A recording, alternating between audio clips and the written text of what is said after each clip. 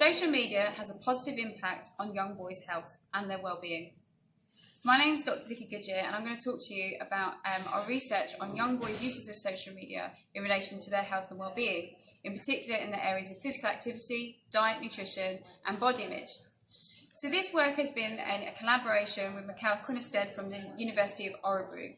And what we were really interested in is finding out about how young boys learn about different forms of health and different forms of well-being and how they can use social media to regulate, improve or change their behaviours.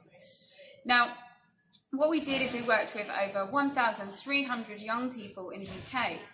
And what we were really interested in is finding out from their perspective, how do they use social media, what information do they act on, and what do they use. Now, the reason that this is quite important to perhaps investigate is that because we know that young people make extensive use of social media.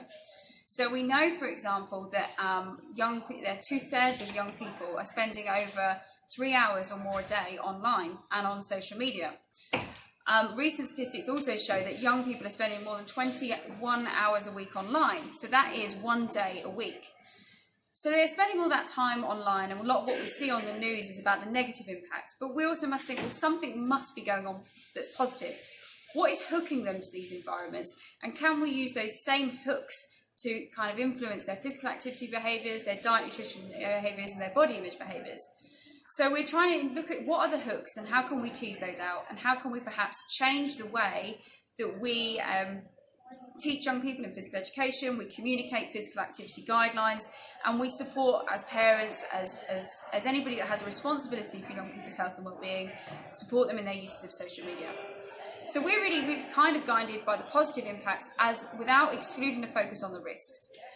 So our work with the University of Örebro, and as well as some of the researchers here in the School of Sport, Exercise and Rehabilitation Sciences, well, we've been really interested in looking at something called what we call the black box of learning, between input and output.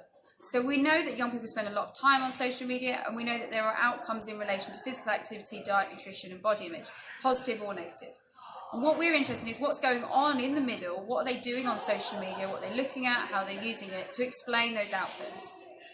So when we worked with the young people, particularly the young boys I'm going to talk about today, is what we found is that they are using irony and humour to engage with social media and particular types of the body and different images. So for example, on Instagram, you will see that there's lots of images about the body, different workouts, different exercise regimes. Now, young boys are particularly interested in the ones that relate to the gym or different fitness workouts. What they're doing is what we've found is that they're using this hashtag called #GymLad.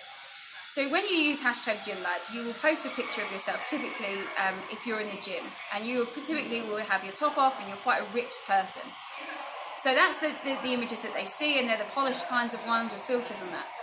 But young boys, taking social media away from them is unthinkable, and many of them want to participate in this kind of gym, workout, fitness culture, but they might not fit into that criteria of having a ripped body. So they will use GymLad in kind of an ironic way. It's kind of a joke. So #I'm a gym lad, even though they might not have a ripped body. But that still shows that they're going to the gym, they're engaging with this gym culture. Also, by posting I'm a bit of a gym lad and you haven't got the ripped body that's kind of seen as the ideal, you kind of avoid yourself from getting ridicule or negative comments, because you're engaging in this form of what we would say acceptable banter. So they're engaging with banter so they can engage with it and it becomes fun and exciting to do. So GymLad is an example of how young boys use irony and humour. And what's interesting is what we found is that young boys use social media primarily to search for information, and one of those information is related to health, and to communicate with friends. Now, what irony and humour does is it allows them to do both of those things at the same time, engage with information about health and also in a friendship culture. So that's how we've found out about how young boys are using social media in relation to health. What's interesting about that is it shows that young people are actually aware of perhaps some of the potentially harmful images that are available on social media that we might suggest might have negative effects on body image or physical activity behaviours. And what they're actually doing is engaging these cultures and showing that they can understand them and navigate some of the issues and engage with them. Some of them, yes, might be negatively effective, but overall we're seeing that young people are engaging in physical activity and these gym workouts in a perhaps positive way. So the outcome of this then is that perhaps we might say that we could use irony and humour to communicate physical activity messages. We might use irony and humour more in physical education or sport contexts to engage young people in physical activity. So the question then I would leave you is, how would you use irony and humour to engage someone in physical activity, health or well-being?